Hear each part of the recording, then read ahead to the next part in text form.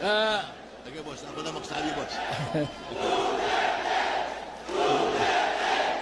Ay, sir, Tatay Digong, magandang gabi po. Welcome to Saudi Arabia. Ako po,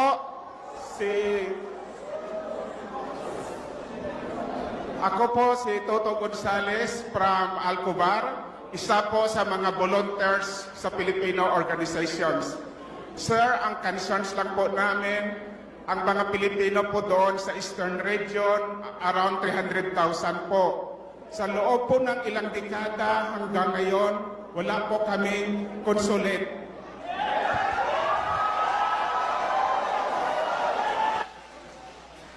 $400 kilometers po yung travel namin mula sa Khobar papunta sa Riyadh.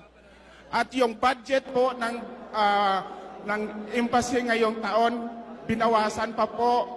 Kaya inihingi po namin sa pamagitan mo po, magkaroon po sana ng consulate or anything na magkaroon po kami ng hindi... Sige, Tatay Digong, maraming salamat po.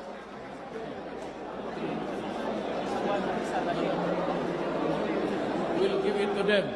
Bigyan ninyo ako ng 3 buwan. And you will have it. Hanap na po. Sige, boss. Ako na magsabi, boss. Ayaw. Ang aking flight is overdue. So, kailangan nakadikit na ako. I have to go. May meeting pa ako sa government official dito.